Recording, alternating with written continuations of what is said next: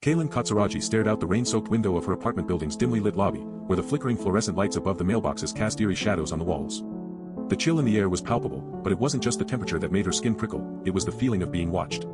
She turned to face the security desk, where a tall, thin figure with sunken eyes and an expressionless face sat hunched over a computer screen. His name tag read Akihiko, but Kaelin had never seen him type or interact with anyone before. It was as if he existed solely to monitor the feeds.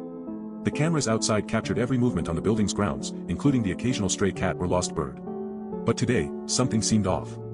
A figure in a raincoat darted across the frame, disappearing behind the dumpsters near the rear entrance. Kaelin's heart quickened as she watched, her mind racing with possibilities. She approached Akihiko, trying to sound casual despite the growing unease in her chest. "Hey, do you see that person? The one in the raincoat?"